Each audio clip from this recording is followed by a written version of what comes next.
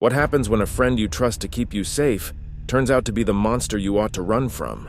In the case of Keeley Bunker, she found out the dark, ugly side of her friend's innocent smiles a bit too late. The images you see are of a vibrant night out. Keeley Bunker smiles as her friends take videos of her dancing and enjoying the evening of her 20th birthday party. Later, Keeley would be seen drawing cash from the local ATM, a female friend by her side. It was supposed to be the perfect evening, but it would end in violence. Keeley Bunker was born on September 7, 1999 in Tamworth, Staffordshire, England. Keeley had worked hard to overcome life's hurdles and had earned a degree to become a teacher. On September 19, 2019, the day she met her horrifying fate, Keeley was supposed to go for an interview to become an assistant teacher, but that promising life was brutally cut short by her childhood friend, Wesley Streete. Wesley and Keeley had known each other since they were in infant school. They weren't best friends, but they were quite close and had maintained their friendship over the years. It was for this reason that Keeley invited Wesley to her 20th birthday celebration after the musician H's concert at the O2 on September 18, 2019. Keeley was very excited about that day. 2 days before, she had tweeted, "The only thing keeping me going is seeing H on Wednesday.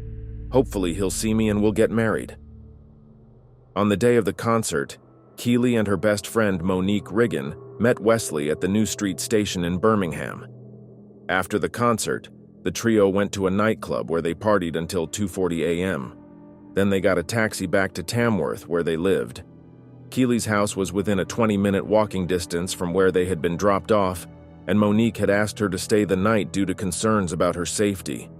But Keeley didn't want to miss the job interview she had the next day and said, "I've got Wes. He'll walk me back. It'll be fine." That was the last time Monique saw her alive. The next day, Keeley didn't show up for the interview, and friends and family tried to contact her. By 5:30 p.m., her father filed a missing persons report. After reaching out to friends, the police discovered Wesley was the last person to see her, and he was immediately brought in for questioning. The 20-year-old man claimed to have parted ways with Keeley when they reached a telephone box close to his home, leaving her to walk the rest of the path alone. As part of the investigation, the police officers told Wesley to take them to the exact location where he last saw Keeley. He pointed it out and even showed the officers the route they had walked to that very spot. The officers were grateful for his help and let him go, but at 9 p.m. Keeley's uncle, who was part of the search party, discovered Keeley's body submerged in a pond in Wigginton Park in Tamworth.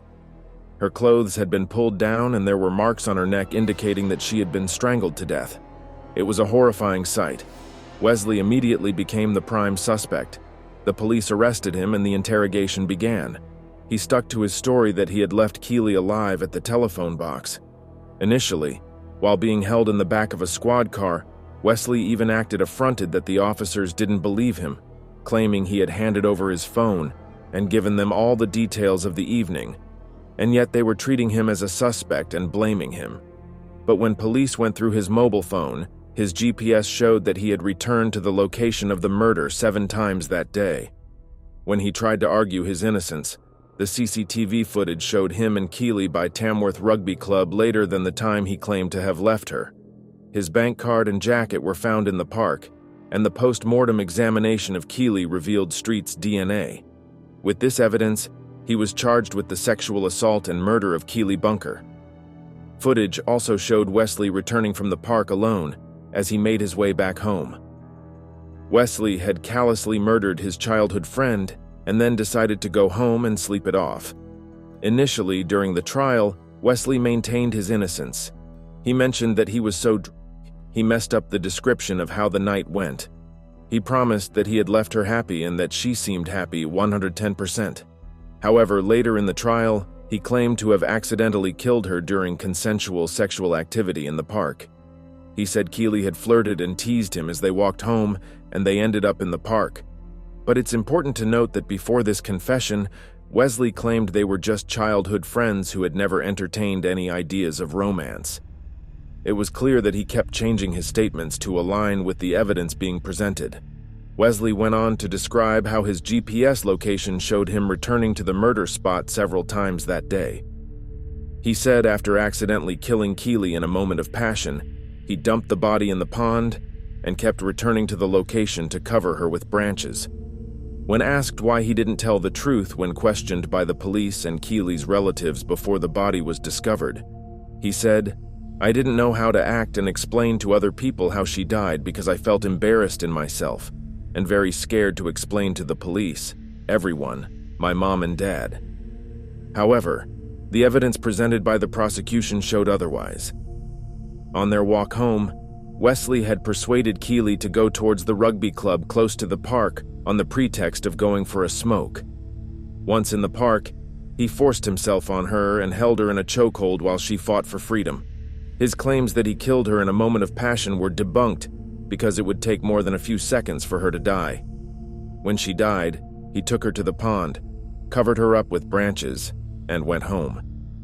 The evidence presented before the jurors was enough to find Wesley guilty, but before the sentencing date, more chilling evidence about his horrible nature came to light. Due to the severity of the case, media outlets were quick to post details about the trial, unknowingly triggering a reaction from women who had been previous victims of Wesley's sexual assaults. In court, Wesley portrayed himself as a young man who had made innocent mistakes. His father also attested that he was autistic and needed help understanding the trial proceedings. But 3 women who had been victims of his sexual assaults came forward to shred every ounce of his supposed innocence. In 2015, he sexually assaulted a 16-year-old girl. In 2017, his victim was a 15-year-old girl. And just a few months before Keeley's death, his victim was another 20-year-old woman. Although investigations showed there was a possibility of more victims, those 3 were the only ones courageous enough to step forward. One of them told the court that she thought she was never going to get over it, but she had fought the sickening thoughts that almost overwhelmed her. Another said she was really scared to tell anyone because of how ashamed she felt.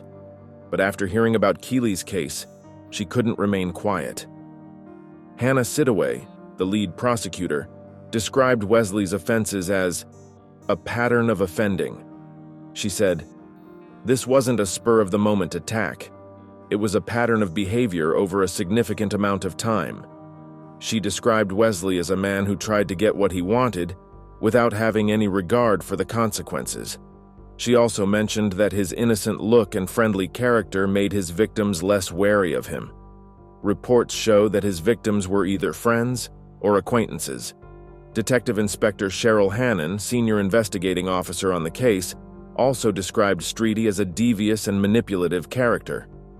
He was obviously trusted by Keeley. He was trusted to walk her home that night.